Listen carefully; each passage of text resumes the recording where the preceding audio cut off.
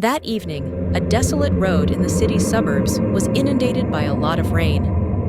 A automobile sped down the road at a rapid pace in the darkness. Adi, the No! driver, found it challenging to maintain control of the steering wheel due to the slick road. Help me, Abruptly, a shadow guys! scurried front of the vehicle. Adi veered, causing the vehicle to slip and collide with a big tree at the side of the road. Adi woke up with blood seeping from his forehead and a pounding headache. It was dark on the road, and he had trouble seeing his surroundings because his automobile was totaled. He struggled out of the car and felt the bone-chilling cold air.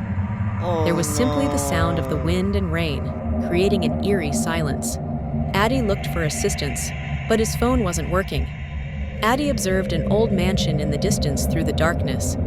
He chose to go there for assistance.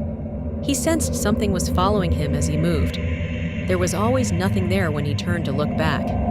His heartbeat increased, and so did his steps. He could see moving dark shadows at the periphery of his eyesight. Up close, the decrepit home appeared even more scary. Adi pushed open the wooden door, and it creaked. The mood inside was chilly and dismal. The mood was made creepier by the dim illumination. "Is anyone here?" shouted Adi, but his voice simply answered in echo.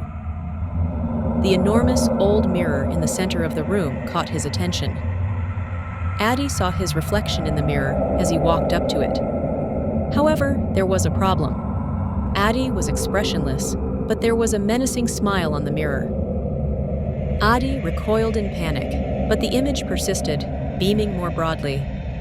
With a loud smash, the mirror suddenly broke, making Adi's reflection vanish. Adi bolted from the home, but the path he'd been walking on was no more. Now he was in a jungle, dark and unfamiliar to him. He was breathing heavily and trembling from anxiety at even the smallest sound. There was the sound of approaching footsteps in the distance. Adi hid behind a tree in the hopes that the noise would cease. As the footsteps approached, Adi noticed a massive, towering person with bright red eyes.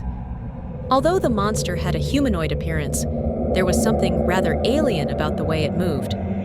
Despite Adi's best efforts to hold his breath, the beast moved closer, smelling the air as though looking for him. The beast was ready to locate Adi when there was another sound coming from the other direction. The tone of the voice was that of a woman calling his name. "Adi, Adi." Despite being soft-spoken, her voice sounded dejected. Adi followed the speaker and came out of hiding. A woman in a white dress appeared dimly through the mist in the center of the forest.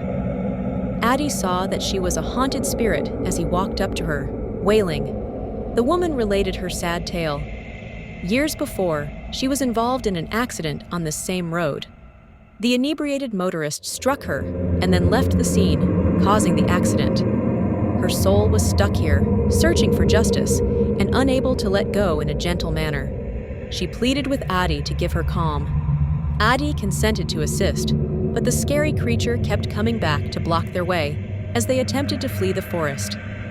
The ghost of the woman cried out, "Run, Adi!" Adi, though, was paralyzed by fear. The thing threw itself at him, and he felt jagged claws grab hold of him before everything went black. Adi woke up to find himself back in his ruined automobile, the rain still coming down, and everything that had transpired had seemed like a bad dream. However, the account was different from the claw marks on his arm.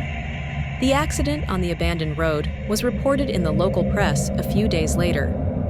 Adi made it through, but that horrific night would never leave him. Eventually, he tracked down the woman's family and told them what had transpired. Her ghost had come to him for assistance. The wife was able to find rest after that, but Adi will always remember the shadows on the dark road.